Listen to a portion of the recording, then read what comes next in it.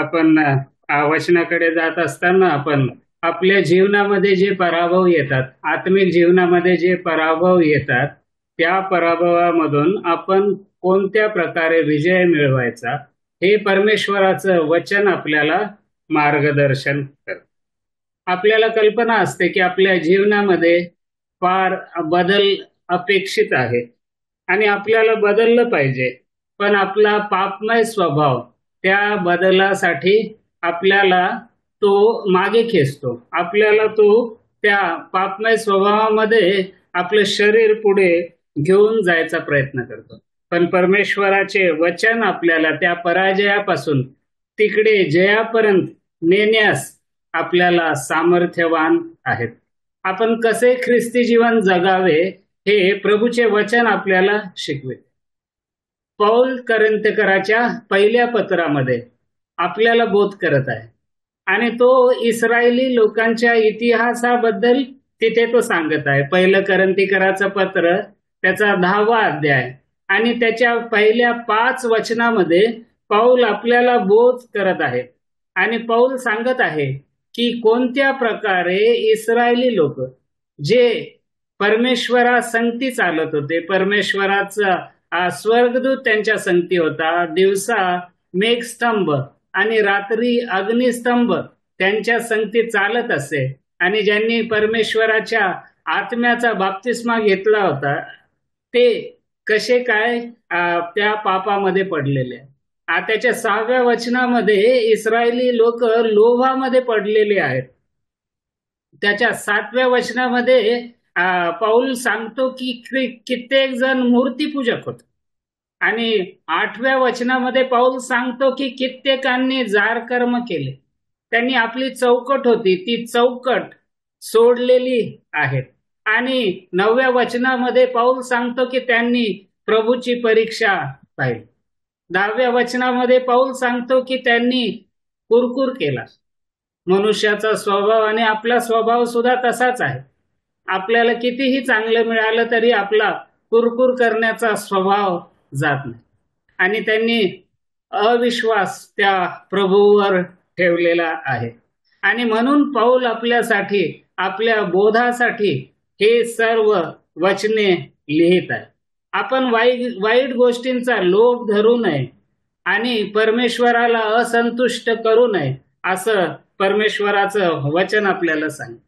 परमेश्वराचं वचन आपल्याला हे सुद्धा सांगतं की आपल्या जीवनामध्ये पापाचे कारण काय आहे, पाप आपल्या जीवनामध्ये कशामुळे येते. पहिलं योहानाचं पत्र त्याच्या 2ऱ्या अध्यायामध्ये प्रभूचा शिष्य योहान आपल्याला सांगत आहे. त्याच्या 16व्या वचनामध्ये पहिलं योहान त्याचा 2रा अध्याय आणि 16व्या वचनामध्ये परमेश्वराचं वचन आपल्याला सांगतं, कारण जगामध्ये जे आहे ते म्हणजे देहाची वासना, डोळ्यांची वासना व संसाराची पुशारकी आणि ही पित्यापासून नाही तर जगापासून आहे. जग आपल्याला 3 गोष्टी देतं. जग आपल्याला देहाची वासना देतं, डोळ्यांची वासना देतं आणि संसाराची पुशारकी आपल्या जीवनामध्ये देतं. ह्या जगामध्ये ज्यावेळेस आपण जगत असतो त्यावेळेस आपल्या जीवनामध्ये फार मोठ्या मोठ्या इच्छा आणि आकांक्षा असतात. आपल्या जीवनामध्ये आपल्याला सदैव मोठेपणा हवा असतो. आपल्या जीवनामध्ये आपण लोभ धरीत आणि आपल्याला सफल होण्यासाठी, आपल्याला उंच स्थळी जाण्यासाठी सदैव घाई असते. आणि ह्या सगळ्या सवयी आपल्याला आपल्या पवित्रतेचं उल्लंघन करण्यास मदत करतात आणि आपल्याला त्या परमेश्वरापासून दूर करतात. म्हणून पहिलं योहान त्याच्या 2ऱ्या अध्यायात त्याच्या 15व्या वचनामध्ये योहान सांगतो, जर जगावर व जगावरील गोष्टींवर जर आपण प्रीती केली तर आपल्या ठाई परमेश्वर पित्याची प्रीती नाही. 17व्या वचनामध्ये योहान सांगतो आपल्याला, आणि जग व त्याची वासना ही नाहीशी होत आहे, पण देवाच्या इच्छेनुसार जो चालतो तो सर्व काळ टिकतो. तर परमेश्वराची अपेक्षा काय आहे? जर आपण जगावर प्रेम करणारे आहोत तर परमेश्वराचं प्रेम आपल्यामध्ये नाही. परमेश्वर म्हणतो की प्रभू येशू ख्रिस्ताने सांगितलेलं, तुम्ही दोन स्वामीची सेवा तुम्ही कधीच करू शकणार नाही. तुम्ही एका स्वामी संगती न्याय करताल आणि दुसऱ्या स्वामीवर तुम्ही अन्याय करताल. आपल्या सर्वांची सर्वात मोठी समस्या हीच आहे की परमेश्वरासंगती आपला संबंध चांगला नाही. आणि खूप साऱ्या गोष्टी आपण आपल्या जीवनामध्ये, आपल्या वैयक्तिक जीवनामध्ये आपण त्या परमेश्वरापासून लपविण्याचा प्रयत्न करतो. पण परमेश्वराचं वचन आपल्याला बोध करतं. परमेश्वराचं वचन आपल्याला मार्गदर्शन देतं. आणि आपण 3 प्रश्न आज सकाळच्या समयी आपल्या जीवनासाठी विचारूया. आणि हे प्रश्न माझ्या जीवनासाठी सुद्धा आहेत. परमेश्वराची इच्छा, पहिला प्रश्न आहे, परमेश्वराची इच्छा माझ्या जीवनामध्ये महत्व आहे का? परमेश्वराच्या इच्छेला माझ्या जीवनामध्ये महत्व आहे का? दुसरा प्रश्न आपण आपल्या स्वतःला विचारू की या जगामध्ये मी राहत असताना, या जगामध्ये मी वागत असताना माझ्या स्वतःची इच्छा पूर्ण करण्यात माझा वेळ घालवितो की मी ती पहिली परमेश्वराची इच्छा पूर्ण करण्यास मी प्रतिबद्ध आहे? दुसरा प्रश्न आपण स्वतःला विचारला पाहिजे, या जगामध्ये राहत असताना मी माझी इच्छा पूर्ण करतो की परमेश्वराची इच्छा पूर्ण करतो? आणि तिसरा प्रश्न आपण आपल्याला हा विचारला पाहिजे की ह्या जगामध्ये जगत असताना मी माझ्या स्वतःसारखा जगतो की माझ्यासाठी त्याचा प्राण अर्पण करणाऱ्या प्रभू येशू ख्रिस्ताप्रमाणे आपण वागतो? गलतीकराचं पत्र 3 अध्याय त्याच्या 20व्या वचनामध्ये लिहिलेलं आहे की माझा उद्धार माझे तारण झाल्यानंतर यापुढे मी जगतो असे नाही, तर ख्रिस्त माझ्या ठाई जगत आहे.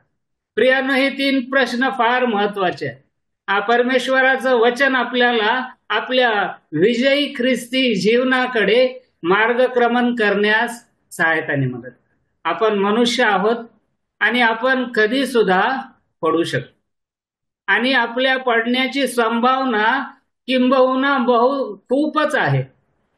आपण पापामध्ये पडू शकतो आणि कोणत्याही प्रकारे आपण परमेश्वराला असंतोष देऊ शकतो. पण परमेश्वराचं वचन काय करतं? परमेश्वराचं वचन आपल्याला मार्गदर्शन देतं. परमेश्वराचे वचन आपल्यासाठी पवित्र आत्म्याच्या द्वारे लिहून ठेवलेले आहेत. ते आपल्या मार्गदर्शनासाठी आहेत, ते आपल्या चालण्यासाठी आहेत आणि ते आपल्या जीवनामध्ये आपल्या चुकांना सुधारणा करण्यासाठी परमेश्वराचे वचन आपल्याला दिलेले आहेत. पवित्र आत्म्याने खूप प्रभूच्या दासांबद्दल लिहिलेलं आहे आणि त्या पवित्र आत्म्याने केवळ त्यांच्या विजयाबद्दल लिहिलेले असे नाही, तर त्यांच्या पराभवाबद्दल पण लिहिलेले आहे. आणि त्यांनी त्यांच्या जीवनामध्ये कोणत्या प्रकारे चूक केली, त्यांनी कोणत्या प्रकारे परमेश्वराची इच्छा पूर्ण केली नाही, सर्व काही परमेश्वराचे वचन आपल्याला सांगतं. परमेश्वराचे वचन आपल्याला मार्गदर्शन देतं की आपल्या पराभवापासून आपल्याला शिकायचे आहे.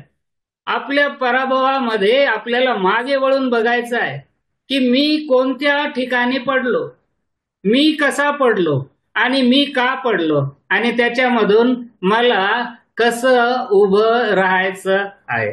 आपण 1-2 उदाहरण बघूया. अब्राहमाचं उदाहरण आपण घेऊ. इब्री लोकांचं पत्र अध्याय 11 आणि त्याच्या 8व्या वचनामध्ये परमेश्वराच्या आत्म्याने आपल्यासाठी लिहून ठेवलेलं आहे. अब्राहमाला पाचारण झाल्यावर जे ठिकाण त्याला वतना दाखल मिळणार होते तिकडे निघून जाण्यास तो विश्वासाने मान्य झालेला आहे आणि आपण कोठे जातो हे ठाऊक नसताही तो निघून गेला. प्रियांनो, आजच्या काळामध्ये जर आपण रेल्वे स्टेशनवर गेलो आणि रेल्वे स्टेशनवर जर तिकीट काढायला गेलो आणि तर त्या तिकीट जो देणारी व्यक्ती आहे त्याला आपल्याला आपलं गंतव्यस्थान सांगावं लागतं, की मला मुंबईला जायचंय, मला दादरला जायचं, मला सुपरफास्ट गाडीने जायचं. पण इथे अब्राहमाच्या जीवनामध्ये बघा, ज्यावेळेस परमेश्वराने त्याला पाचारण केलं, परमेश्वराने त्याला सांगितलं, त्यावेळेस त्याला माहित नव्हतं की त्याला कोणत्या ठिकाणी जायचं आहे, पण तो निघून जाण्यास तयार झालेला आहे. आणि हा परमेश्वराने अब्राहमाच्या जीवनामध्ये एक चांगला गुण आपल्यासाठी लिहून ठेवलेला आहे. परमेश्वराची आज्ञा अब्राहमाने पालन केलेली आहे. परमेश्वराने त्याला सांगितलं होतं, उत्पत्तीचं पुस्तक अध्याय 12 आपण काढूया. उत्पत्तीचं पुस्तक अध्याय 12 आणि त्याच्या पहिल्या वचनामध्ये परमेश्वर अब्राहमाला सांगतो, आपले नातेवाईक व आपल्या बापाचे घर सोडून जा. परमेश्वराने त्याला स्पष्टपणे निर्देश दिला होता, आपले नातेवाईक आपल्या संगती घेऊ नको आणि आपला देश सोडून जा. आपण जर त्याच्या 4थ्या वचनामध्ये आपण बघितलं, उत्पत्तीचं पुस्तक अध्याय 12 आणि त्याच्या 4थ्या वचनामध्ये लिहिलेलं आहे, आणि त्याचबरोबर लोटही गेलेला. परमेश्वराने लोटाला पाचारण केलं नव्हतं. परमेश्वराची इच्छा नव्हती की लोट अब्राहमाबरोबर त्याला दाखविलेल्या स्थानाकडे जावा. पण आपण बघतो की ह्या चुकीमुळे, ह्या अनाज्ञाकारितामुळे सुद्धा लोट आणि अब्राहमाच्या जीवनामध्ये कठीण प्रसंग आलेले आहेत. उत्पत्तीचं पुस्तक अध्याय 12 मध्ये आपण बघतो की परमेश्वराने सांगितलं होतं ज्या ठिकाणी जायचं आणि कोणत्या ठिकाणी नाही जायचं. पण 10व्या वचनामध्ये आपण बघतो की त्या काळामध्ये खूपच दुष्काळ पडलेला आहे आणि अब्राहमाने काय केलेलं आहे, नेगेब सोडून तो मिस्राकडे गेलेला आहे. आणि तो काय, ते मिस्र काय आहे, ह्या जगाचं चित्र आहे. परमेश्वराच्या उपस्थितीपासून दूर तो मिस्रामध्ये गेलेला आहे. सर्वात प्रथम अब्राहमाच्या जीवनामध्ये काय झालेलं आहे, परमेश्वराची आज्ञा त्यांनी मोडलेली आहे. ज्या ठिकाणी जायचं नाही त्या ठिकाणी तो गेलेला आहे. आणि त्याच्यानंतर त्याच 10व्या वचनांच्या पुढे जर आपण बघितलं तर त्यांनी त्याची पत्नी सारेबद्दल खोटं सांगितलेलं आहे. खोटं त्याच्या जीवनामध्ये आलेलं आहे. आणि परमेश्वराचा एक श्रेष्ठ दास ज्याला परमेश्वराने पाचारण केलेलं आहे, तो काय, तो खोटं बोललेला आहे. सारेबद्दल तो खोटं बोललो. मिस्रमध्ये काय, ह्या जगामध्ये काय की परमेश्वराची वेरी नाही, परमेश्वराच्या लोकांची सहभागिता नाही आहे, परमेश्वराची आराधना नाही. पण मिस्रमध्ये काय होतं, मिस्रमध्ये खूप आर्थिक रेलचेल होती.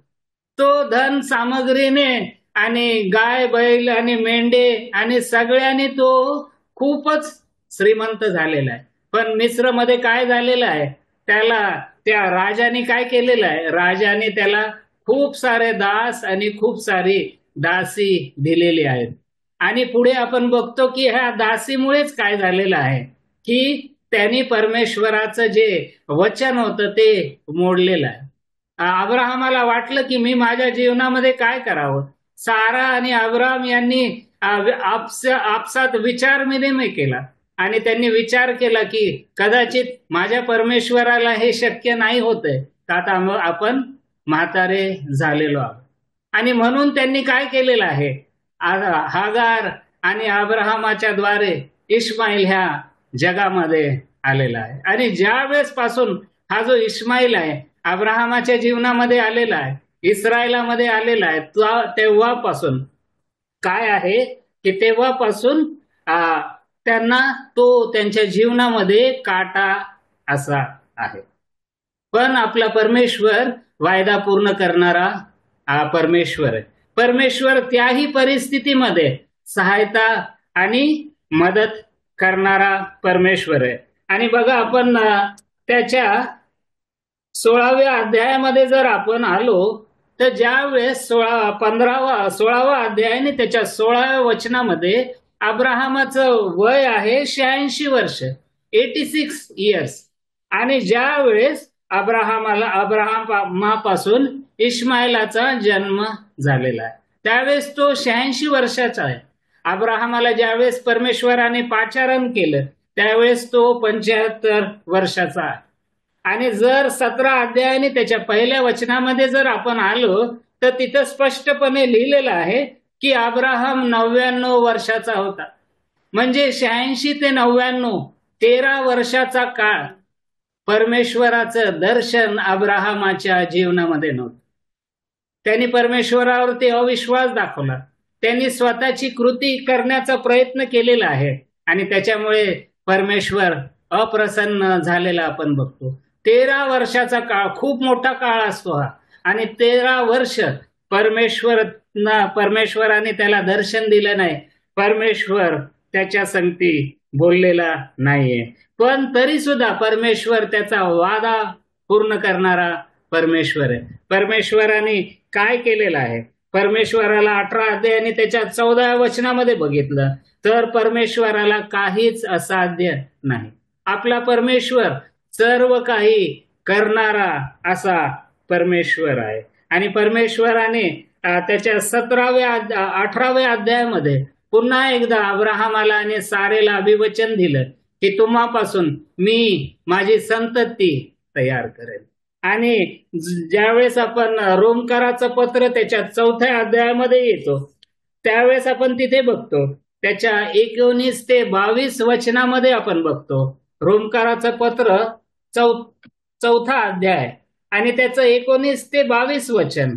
आणि तिथे लिहिलेलं आहे की तथापि विश्वासाने दुर्बळ न होता आपले निर्जीव झालेले शरीर तो सुमारे 100 वर्षाचा होता व सारा हिच्या गर्भाशयाच्या निर्जीवपणामध्ये ही त्याने लक्षात घेतली. परंतु देवाच्या अभिवचनाकडे त्याने विश्वासाने सबळ होऊन देवाचे त्याने गौरव केलेले आहे. 21व्या वचनामध्ये लिहिलेले आहे आणि देव आपण दिलेले अभिवचन पूर्ण करण्यास समर्थ आहे. हा विश्वास किंवा त्याची पक्की खात्री अशी होती. आणि म्हणून 22व्या वचनामध्ये लिहिलेलं आहे म्हणूनच हा जो विश्वास आहे ते त्याला नीतिमत्व असं गणण्यात आलेलं आहे. हा परमेश्वराला आपण धन्यवाद देऊया. आपण आपल्या जीवनामध्ये कित्येक वेळेस आपण परमेश्वराच्या वचनांच्या विरोधात जातो. जो पवित्र आत्मा आपल्या मार्गदर्शनासाठी दिलेला आहे त्या पवित्र आत्म्याचं आपण ऐकत नाही. पण याकोबाचं पत्र 1 अध्याय आणि त्याचं 3रं वचन आपल्याला सांगतं की काय सांगत आहे तिथे. याकोब त्याचा 1 अध्याय आणि त्याच्या 3रं वचनामध्ये ह्या प्रकारे परमेश्वर आपला विश्वास पारख. आणि विश्वास पारखल्यामुळे काय होत आहे की आपल्या जीवनामध्ये धैर्य उत्पन्न होतं. आणि त्याच्या 4थ्या वचनामध्ये सांगितलेलं आहे की धैर्यामुळे आपल्याला अखंड परिपूर्णता प्राप्त. प्रियांनो, अब्राहमाने चूक केली. 75 वर्षामध्ये त्याला पाचारण केलं होतं. 86 वर्षामध्ये त्यांनी चूक केली. 99 वर्षापर्यंत त्यांनी त्या परमेश्वराची वाट बघितली.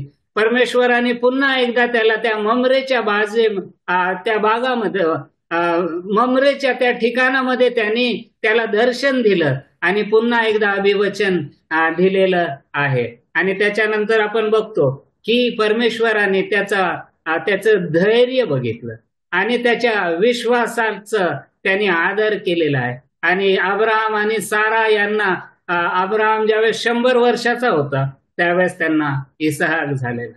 प्रियांनो, आपल्या जीवनामध्ये खूप सारे प्रसंग येतात. आपण आपल्या जीवनामध्ये अधीरतेने चालतो. आपल्या जीवनामध्ये धैर्य नसल्यासारखे आपण चालतो. आणि आपल्या जीवनामध्ये असलेली ही जी अधीरता आहे ती काय करते? ती आपल्याला आपले निर्णय स्वतः घेण्यासाठी प्रवृत्त करते. आणि कित्येक निर्णय जे परमेश्वराच्या हाती सोपविण्याचे असतात ते आपण परमेश्वराच्या हाती न सोपवता आपल्याला कधी कधी असं वाटतं की परमेश्वराला कदाचित आपल्या ह्या प्रसंगाचा अनुभव नाहीये आणि आपल्याला ह्या प्रसंगाचा अनुभव आहे म्हणून आपण आपल्या अनुभवाचा उपयोग करतो आणि काय करतो? आपण निर्णय आपल्या हाती घेतो. अब्राहम आणि सारे ला सुद्धा वाटलं असेल की आता आपलं शरीर म्हातारं झालेलं आहे आणि कदाचित आता आपल्याला मूलबाळ होणार नाही. परमेश्वराच्या निर्णयापर्यंत आपल्याला धैर्याने वाट पाहायची गरज आहे. आपण आवेगी असतो आणि आपण आपल्या जीवनामध्ये परमेश्वराने दिलेले सारे आशीर्वाद आपल्याला लवकरात लवकर आपल्या जीवनामध्ये कसे येतील ते आपण पाहतो. आणि म्हणून आपण काय करतो, आपण स्वतः सुद्धा पराभूत होतो. आपण आपल्या मंडळीला दुःख देतो, आपण आपल्या परिवाराला सुद्धा दुःख देतो. म्हणून स्तोत्रकार स्तोत्र 27 त्याच्या 14 वचनामध्ये सांगत आहे, परमेश्वराची प्रतीक्षा कर, खंबीर हो, हिम्मत धर. आणि तिथे लिहिलेलं आहे परमेश्वराचीच प्रतीक्षा कर. केवळ आणि केवळ परमेश्वराचीच प्रतीक्षा करण्यास परमेश्वर आपल्याला सहायता आणि मदत कर. परमेश्वराचे वचन परमेश्वराने आपल्याला दिलेले आहे. परमेश्वराचे वचन आपल्या जीवनाकरता मार्गदर्शक म्हणून आहेत. म्हणून पुन्हा एकदा आपण ते 3 प्रश्न बघूया. मी माझ्या जीवनामध्ये परमेश्वराच्या इच्छेला महत्व देतो का? का मी माझ्या जीवनामध्ये माझ्या इच्छेला महत्व देतो? आणि मी माझ्या आत्मिक जीवनामध्ये मी परमेश्वरासारखं, प्रभू येशू ख्रिस्तासारखं चालतो का नाही? मी ख्रिस्तासारखं जगतो की नाही? ख्रिस्त माझ्या ठाई जगतो की नाही? मी माझ्या जीवनामधून ख्रिस्त परावर्तित करतो की नाही? हा परमेश्वर आज सकाळच्या समय आपल्याला प्रश्न विचारत आहे. परमेश्वराची अपेक्षा हीच आहे की ज्याने ज्याने त्याच्या प्रभूवर विश्वास ठेवलेला, त्याच्या पुत्रावर विश्वास ठेवलेला आहे, ते त्याच्यासाठी प्रकाश म्हणून चालावे, ते त्याच्यासाठी एक दीपक म्हणून चालावे. त्यांनी त्यांच्या जीवनामध्ये तो मिठाचा गुण घेऊन दुसऱ्यांच्या जीवनामध्ये चविष्टपणा आणावा.